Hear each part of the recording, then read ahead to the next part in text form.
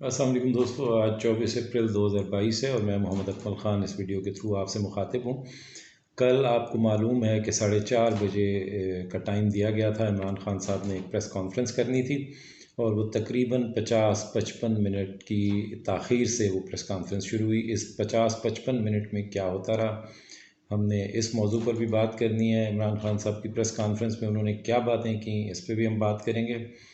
और शीरी मज़ारी, एहसन इकबाल साहब और राना सनाउल्लाह साहब जो हैं, उनके बयानात मरासले को लेकर जो दूसरी हमारी NSC की मीटिंग हुई, national security committee of the cabinet की जो मीटिंग हुई, उसके एलामिये से मुतल्लिक जो है इन तीनों के बयानात पे भी हम बात करेंगे। और अवाम क्यों बेचैन है, अवाम को क्या वजूहात हैं कि अवाम जो है वो बेचैन नज़र आ रही है इस नए सेटअप को लेकर, और फौरी इलेक्शन को ही तमाम लोग वाहिद हल समझते हैं। एक जनरल हमीद गुल साहब का पुराना इंटरव्यू जो है वो बहुत ज़्यादा सर्कुलेट कर रहा है और नवंबर में होने वाली जो बड़ी तयन आती है उसको कौन करेगा और किस तरह वो मुतनाज़ा हो सकती है, इसके ऊपर हम इस बात का इख्तिताम करेंगे। तमाम बातों से पहले मेरी आपसे दरख्वास्त है कि अगर आपने अभी तक चैनल को सब्सक्राइब नहीं किया तो मेहरबानी करके चैनल को सब्सक्राइब कर लें, ताकि हम हमेशा इससे कनेक्टेड रहें। जो भी नई बात आए तो वो आपके सामने आती रहे। इमरान खान साहब की प्रेस कॉन्फ्रेंस 4:30 बजे शुरू होना थी और तकरीबन 50-55 मिनट की ताख़ीर से शुरू हुई। तो जब ये प्रेस कॉन्फ्रेंस का ऐलान किया गया तो ज़राए ये बताते हैं कि इमरान खान साहब से दोबारा राब्ते शुरू हुए और उन्हें एक ही बात समझाने की कोशिश की जा रही है कि वो लब कुशाई में एहतियात बरतें और कोई ऐसी हतमी बात ना कहें या कोई ऐसी बात ना कहें जिससे मज़ीद इंतशार पैदा होने का ख़दशा हो। और उन्हें यही कहा गया कि बैठ के बात कर लेते हैं और इलेक्शन के मुतल्लिक उनसे बात की जा रही है और उन्हें यही समझाने की कोशिश की जा रही है कि नवंबर दिसंबर में इलेक्शन का ऐलान कर देते हैं, उस वक्त तक ये अबूरी सेटअप जो है वक्ती तौर पर इसको चलने दें। लेकिन इमरान खान साहब जो हैं वो, ज़राए का कहना ये है कि वो बिल्कुल अपने मौक़िफ़ से एक कदम भी पीछे हटने के लिए तैयार नहीं है और उनका कहना सिर्फ यही है कि इस सारी सिचुएशन का वाहिद हल जो है वो फ़ौरी शफ़ाफ़ इंतख़ाबात हैं, ताकि जो आने वाला हुकूमती सेटअप है वो सारे मामलात को कंट्रोल कर सके और ज़्यादा डैमेज ना हो। तो ये इमरान खान साहब का मौक़िफ़ है। उन तमाम लोगों ने जिन्होंने भी उनसे रब्ता किया, बिलवास्ता तौर पर इस वक्त तक मेरी इत्तलात के मुताबिक एस्टेब्लिशमेंट से डायरेक्टली उनकी बात नहीं हो रही। कोई ऐसा रब्ता नहीं है जिससे वो डायरेक्ट बात करें, बल्कि इनडायरेक्टली लोगों के थ्रू उनसे बात हो रही है और मुख्तलिफ़ लोगों का उसमें नाम सामने आ रहा है। लेकिन ये है कि इमरान खान साहब ने अपने मौक़िफ़ से पीछे हटने से बिल्कुल साफ वाज़ेह इनकार कर दिया। अब कल की जो प्रेस कॉन्फ्रेंस थी उसमें लेकिन इमरान खान साहब मुहतात नज़र आए। लोग ये समझ रहे थे कि शायद वो नेशनल सिक्योरिटी कमेटी के जो एलामिया है उसको लेकर शायद कोई सख्तगीर किस्म की बातें करेंगे, लेकिन शायद वो जो 50-55 मिनट की ताख़ीर हुई जिसमें राब्ते हुए, उसकी वजह से उन्होंने अपनी तोपों का रुख जो है वो दीगर अतराफ़ से हटा के सिर्फ इलेक्शन कमीशन पे रखा। हालांकि हम सबको मालूम है कि इलेक्शन कमीशन का कोई बहुत बड़ा रोल नहीं है। जब तक इलेक्शन कमीशन को पीछे से इशारे ना हो, इलेक्शन कमीशन कोई बड़ा किरदार अदा कर नहीं सकता, चाहे वो फॉरेन फंडिंग का केस हो, चाहे कोई दूसरे केसेस हों। इलेक्शन कमीशन पाकिस्तान में किस तरह ऑपरेट करता है ये हम सब जानते हैं और किसके कहने पर ऑपरेट करता है ये भी हम सब जानते हैं। तो इमरान खान साहब ने सिर्फ हदफ तनकीद अगर किसी को बनाया तो वो इलेक्शन कमीशन था मेनली, और बाकी दीगर इदारों से यानी सुप्रीम कोर्ट से और इस्टेब्लिशमेंट से वो दर पर्दा मुखातिब रहे और उन्होंने यही कहा कि लोगों को क्या भेड़ बकरियां समझा जाता है कि उनके ऊपर जिसको चाहे मुसल्लत कर दिया जाए। और ये मतलब साजिश के बयानिए को लेके उन्होंने कहा कि नेशनल सिक्योरिटी कमेटी का जो एलामिया आया है उससे ये साबित हो गया है कि ब्लेटेंट मुदाखलत हुई, और इसी को साजिश कहते हैं कि जो कुछ मतलब उस साजिश में जिसका जिक्र था कि हुकूमत गिरा दी जाए, वो हुकूमत गिरा दी गई। और उन्होंने इस हुकूमत पे भी यही इल्ज़ामात लगाए कि वो EVM जो इलेक्ट्रॉनिक वोटिंग मशीन है और जो मतलब बैरून मुल्क मुकीम पाकिस्तानियों के जो वोट्स हैं उनको ख़त्म करने जा रही है। और उस पर उन्होंने ये मिसाल भी दी कि जो हमारे बैरून मुल्क मुकीम पाकिस्तानी हैं, अगर हम IMF के पास जाते हैं तो सिर्फ $6 अरब की खातिर उनकी कंडीशंस और जो कंडीशनैलिटीज़ हैं सख्त से सख्त वो भी हम बर्दाश्त करने के लिए तैयार हो जाते हैं। लेकिन ऐसे हमारे बैरून मुल्क मुकीम पाकिस्तानी जो $31 अरब जितनी ह्यूज अमाउंट इस वक्त रेमिटेंसेस की सूरत में पाकिस्तान को देते हैं, उनको उनके वोट के हक़ से महरूम करना जो है ये बहुत ज़्यादा ज़्यादती होगी और इसको वो किसी सूरत कबूल नहीं करेंगे। ये उन्होंने बहुत वाज़ेह किया। ये भी उन्होंने कहा कि सच हमेशा सामने आ जाता है। अब मरासले की हक्कानियत जो है वो साबित हो गई है। तो शहबाज शरीफ साहब पहले ये कहा करते थे कि अगर कोई मरासला हुआ और उसमें किसी किस्म की मदाखलत के सबूत सामने हुए तो मैं जो है वो इमरान खान साहब के साथ खड़ा हूँगा। उन्होंने मजाकन ये भी कहा कि मेरे साथ आके ना खड़े हों, मेहरबानी करें, लेकिन रिज़ाइन ज़रूर कर दें अपनी पोस्ट से। अब आपकी सरबराही में होने वाले जो इजलास है उसी से ये साबित हो गया कि ये ब्लेटेंट मुदाखलत थी, क्योंकि नेशनल सिक्योरिटी कमेटी का जो ये एलामिया था गो कि उसमें कुछ एडिशन भी किया गया कि साजिश नहीं मिली, फ़लाँ नहीं हुआ, फ़लाँ नहीं हुआ, लेकिन फिर भी ओवरऑल इसमें नतीजा यही निकाला गया कि जो इससे पिछली यानी 37th मीटिंग थी नेशनल सिक्योरिटी कमेटी की, जो इमरान खान साहब की सरबराही में ही मुनक़िद हुई थी 30 मार्च 2022 को, उसी एलामिये को इन्होंने रीअफ़र्म किया कि वही एलामिया, वही मौक़िफ़, वही फाइंडिंग्स हमारी आज भी हैं। उसके बाद इमरान खान साहब ने ढके छुपे जो है वो तनकीद की एस्टेब्लिशमेंट के फ़ैसलों पर और अदलिया के फ़ैसलों पर, और दोबारा चीफ़ जस्टिस को मुखातिब करते हुए कहा कि इस पर एक जुडिशल कमीशन बनाएं। इस लेटर गेट के मामले को, अगर मेमो गेट के मामले को सुप्रीम कोर्ट ने खोला था तो इस लेटर गेट के मामले को भी सुप्रीम कोर्ट खोले और इसमें दूध का दूध पानी का पानी हो और इसको ओपन कोर्ट हियरिंग के थ्रू इसको सुना जाए, ताकि तमाम अवाम जो हैं पाकिस्तान के वो इसको लाइव देख सकें और इसके हक़ाइक़ को जान सकें। ये इमरान खान साहब ने साजिश को बेनकाब करने के लिए जो है एक लाएअमल दिया और इस पे तनकीद भी की कि अगर इस तरह लोगों को हम मुसल्लत करेंगे और इस तरह हम चीज़ों से चश्मपोशी करेंगे तो फिर मुल्क के ऊपर डाकू ही मुसल्लत रहेंगे और इदारों का जो वक़ार है वो अवाम की नज़र में उसकी जो क्रेडिबिलिटी है वो ख़त्म हो जाएगी। फिर जो एलामिया आया नेशनल सिक्योरिटी कमेटी का हालिया मीटिंग का 38th मीटिंग का, उस पर शीरी मज़ारी साहिबा ने बहुत सख्त तनकीद की और उस पर उन्होंने मतलब कुछ बातें मज़ीद वाज़े की कि जी ये जब एलामिया आया था तो इसको शाह महमूद कुरैशी से भी वज़ारत ख़ारजा में छुपाया गया। इमरान खान साहब पर भी और वज़ारत ख़ारजा पर भी ये शदीद प्रेशर था कि इस एलामिया को जो है वो ज़ाहिर ना किया जाए, इस पे बात ना की जाए। और ये हमें सबको पता है कि ये ऐसा हुआ क्योंकि जैसे ही इमरान खान साहब ने कहा कि मैं आज कुछ सहाफ़ियों को और सीनियर एंकर्स को बुला के ये उनके सामने रखने वाला हूँ एलामिया, फ़ौरन ही इस्लामाबाद हाई कोर्ट में गुमनाम पटिशन गई और उसके ऊपर अतर मिनल्ला साहब ने फ़ैसला दे दिया कि इमरान खान साहब अपने हल्फ की जो है वो पासदारी करेंगे और इमरान खान साहब जो है वो इस एलामिया को किसी को दिखा नहीं सकते ऑफिशियल सीक्रेट एक्ट के तहत। तो ये एक जो कार्रवाई हुई थी उससे वाज़े पता चलता है कि इसमें कुछ ना कुछ ऐसा ज़रूर है जिसको छुपाने की कोशिश की गई और शीरी मज़ारी साहिबा ने उसके कुछ मंदरजात जो है वाज़े तौर पर बता दिए और बहुत सख्त तनकीद की इदारों के रोल के ऊपर। एहसन इकबाल साहब ने जब उनसे सवाल किया गया कि जी अगर इसमें कुछ नहीं है, कोई साजिश की बात नहीं है, तो आप इस एलामिया को पब्लिक कर दें, तो उन्होंने एक अनोखी बात कह दी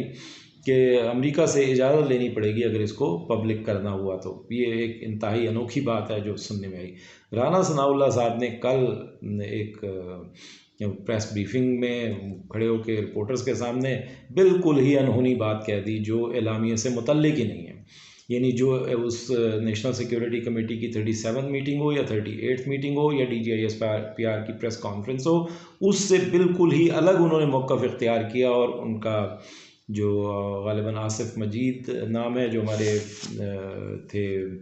अमेरिका में सफ़ीर, जिनका ये बुनियादी तौर पे आया था मतलब जो जिनका ये लेटर आया था जिसके ऊपर ये सारा मतलब बात हुई थी, तो उनके हवाले से ये कहा कि उन्होंने कहा जी मैंने ऐसा कोई ख़त नहीं भेजा। पहले उन्होंने ये कहा, फिर ये कहा कि जी मैंने तो जो बातचीत हुई उसके कुछ मतलब एक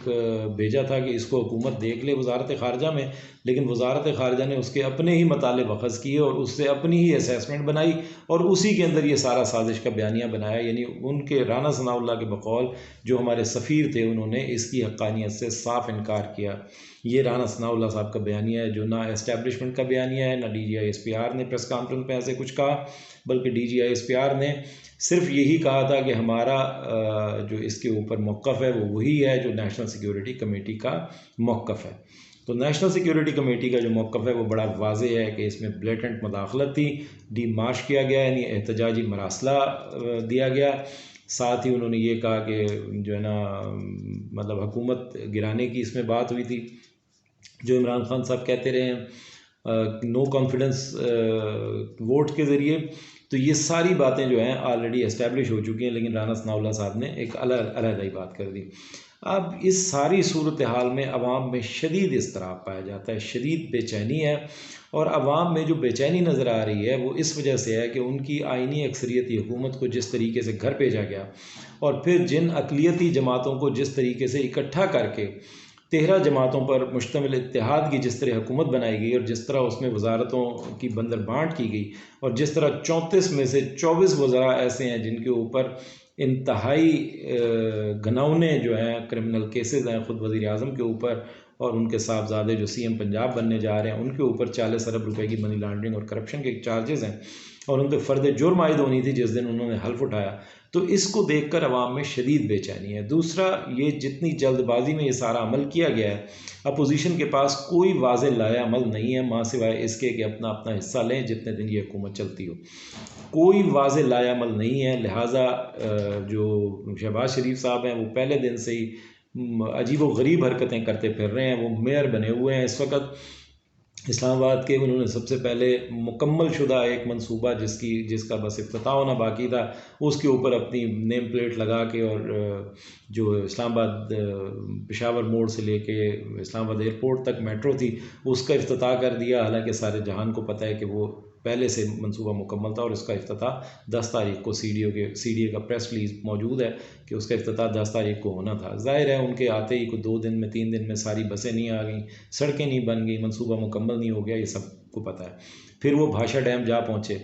और वहाँ पे भी कि जिसको फ़ौरन तकमील इसकी होनी चाहिए, यूँ होना चाहिए, वो होना चाहिए, हालांकि वो मंसूबे के ऊपर पहले से काम चल रहा है। 50 सालों में से 35 साल तक यही जमातें हुकूमत में रही हैं, लेकिन किसी ने डैम बनाने की नहीं सोची। अयूब खान की हुकूमत के बाद इमरान खान साहब पहले हुक्मरान हैं जिन्होंने डैम्स के ऊपर, मेजर डैम्स के ऊपर, बड़े डैम्स के ऊपर जो अरबों डॉलर के मंसूबे हैं उनके ऊपर ना सिर्फ काम शुरू करवाया बल्कि काम अपनी रफ्तार के साथ चल रहा है। वहाँ पहुँचे, कल वो शहबाज शरीफ साहब जो हैं पहुँचे हैं कोयटा, और कराची कोयटा जो डुअल कैरिज वे है उसका इफ्तिताह करने पहुँच गए, जो कि मुराद सईद साहब पहले ही सेनेट के अंदर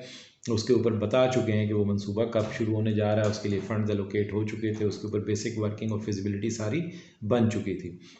ये भी 35 साल तक हुकूमत करने वाली किसी जमात ने कराची कोयटा रोड को, जिसको कातिल रोड कहा जाता है, जिस पे आए दिन बेतहाशा एक्सीडेंट्स होते थे, लोगों की अमवात होती थी, कभी किसी ने नहीं सोचा। इस हुकूमत ने उस मंसूबे को बनाने की सोची, उसके ऊपर सारा वर्क किया, उसका इफ्तिताह ये हुकूमत इसी मार्च में करने जा रही थी। तो शहबाज शरीफ साहब ने कल उसका भी इफ्तिताह किया। यानी वो पुराने मंसूबों के ऊपर इस वक्त अपनी तख्तियाँ, नेम प्लेट्स लगाते फिर रहे हैं और बताते फिर रहे हैं कि जनाब बहुत तेज़ रफ्तारी से मैं काम कर रहा हूँ। लेकिन ये वो दौर नहीं है जब एक PTV होता था, आप जिस तरफ चाहते थे रायनामा को मोड़ लिया करते थे। अब सोशल मीडिया का दौर है, लोगों के हाथ में जो है स्मार्टफोन्स हैं, हर एक तक मालूमात की डायरेक्ट रसाई है। लोग इन जो बेतुकी हरकतों से लोग मुतासर नहीं हो रहे, उल्टा लोग इस पर मज़ीद मुस्तरब हो रहे हैं कि ये सब हो क्या रहा है। उसके बाद जो एहसास प्रोग्राम गवर्नमेंट ने शुरू किया था, इस हुकूमत ने आते ही उसका नाम बेनज़ीर इनकम सपोर्ट प्रोग्राम वापस किया, उस प्रोग्राम को ख़त्म किया, उसकी अमाउंट को उसी तरह 5,000 रुपये पे कन्वर्ट किया। और उस प्रोग्राम में से सानिया निश्तर साहिबा की सरबराही में बहुत बेहतरीन काम हुआ था। पूरे पाकिस्तान की अवाम इस बात को जानती है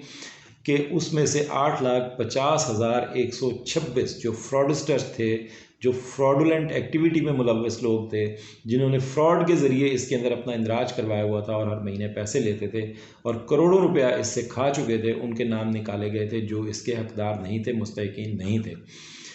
अब कल शाज़िया मरी साहिबा ने एक प्रेस ब्रीफ दिया है कि जनाब ये जिन लोगों को निकाला गया है उनको हम वापस लाएंगे और उनको जो है उनकी भी वो बहाली करेंगे। ठीक है, तो ये लोग इससे ज़ाहिर है शदीद गुस्से में हैं कि ये सब क्या हो रहा है कि जो बेहतरीन प्रोग्राम्स हैं वो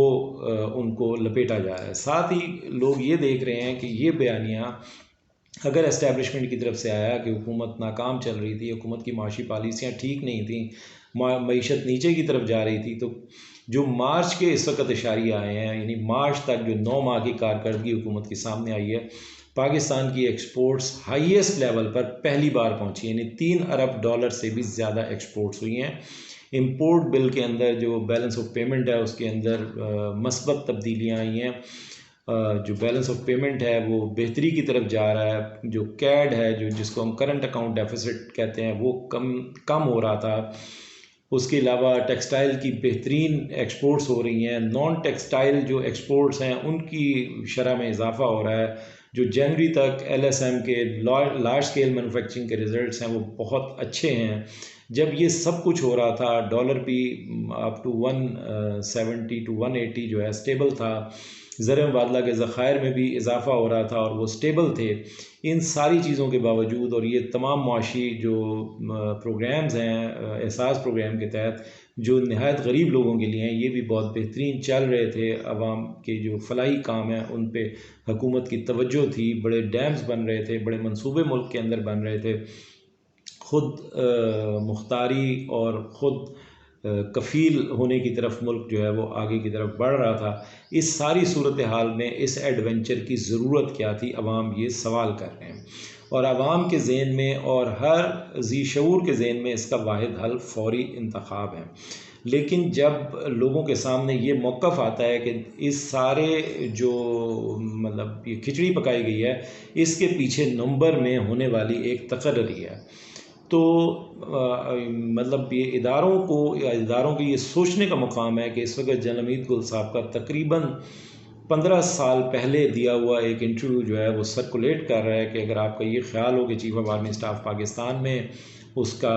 मतलब इंतखाब होता है या पाकिस्तान की हुकूमत चीफ़ ऑफ आर्मी स्टाफ को नामज़द करती है, तो उन्होंने कहा था कि इस गलत फहमी को दूर कर लें, अमेरिका ही हमारे चीफ़ ऑफ आर्मी स्टाफ को नामज़द करता है। बदकिस्मती से इस वक्त अगर ये सारे मामलात खींच तान के नवंबर तक ले जाए जाते हैं और इस किस्म के अबूरी सेटअप से जिसके ऊपर बहुत संगीन इल्ज़ामात हैं और जिस तरह इनको इकट्ठा किया गया है और जिस तरह हुकूमत को घर भेज के इनको बिठाया गया है, अगर इस सेटअप के तहत एक इंतहाई अहम तरीन तकर्री नवंबर में होती है और उसके बाद इलेक्शन तक जाया जाता है, तो आवाम के ज़हन में ये रासिख हो जाएगा, पुख्ता हो जाएगी ये बात कि शायद वाकई ऐसा होता हो जैसा जनरल हमीद गुल साहब ने कहा था।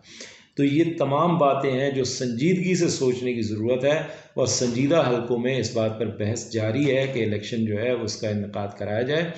और शायद जून का बजट जो है वो ये हुकूमत पेश करके फ़ौरी हम इंतखाब की तरफ चले जाएं और अक्टूबर नवंबर तक शायद इंतखाबात हो जाएं या शायद उससे भी पहले हो जाएं। तो ये सारी आज की मारूज़ात हैं। देखते हैं कि जो मुख्तदर हलके हैं जिनके हाथ में इख्तियार है वो ख़ुद कोई दुरुस्त फ़ैसला करते हैं या फिर इमरान खान साहब जो मार्च का एक ऐलान कर चुके हैं कि इस्लामाबाद की तरफ मार्च होगा नए इलेक्शन की खातिर और उसमें वो अपनी अवामी ताकत का मुजाहरा करेंगे, वो कोई इंतहाई सख्त फ़ैसला लेने पर मजबूर हो जाते हैं और एक टकराव या तसादुम की सूरत पैदा होती है। तो ये आने वाले दिनों में पता चलेगा कि मुल्क किस तरफ जा रहा है और हमारी राय यही है कि फ़ैसला साज़ों को जो है पाकिस्तान के हक़ में बहुत बेहतर सोचना चाहिए, क्योंकि वो जिस तरह का बयानिया चलाने की कोशिश उनके कुछ नाम नहाद स्पोक्समैन जो ऑफिशियल तो नहीं है लेकिन नाम नहाद स्पोक्समैन उनको कहूँगा वो चलाने की कोशिश कर रहे हैं कि जी सबसे पहले पाकिस्तान, तो सबसे पहले पाकिस्तान के बयानिए के पीछे ऐसे इदारे जो हैं वो छुप नहीं सकते, क्योंकि सबसे पहले पाकिस्तान का मतलब सबसे पहले अवाम के इज्तमाई शऊर की का एहतराम है, क्योंकि अवाम का इज्तमाई शऊर ही इदारे बनाता है, आइन बनाता है और आइन के तहत ही इन इदारों को अवाम की जो राय है, इज्तमाई शऊर की जो राय है, वही इदारों को ताकत बहम पहुँचाती है। तो सबसे पहले पाकिस्तान का मतलब जो है वो सबसे पहले अवाम के इज्तमाई शऊर का एहतराम है। इदारों को ये बात जितनी जल्दी समझ आ जाए उतना ही बेहतर है, उतना ही मुल्क इंतशार से बच सकता है। Thank you very much. अपना बहुत ख्याल रखिएगा।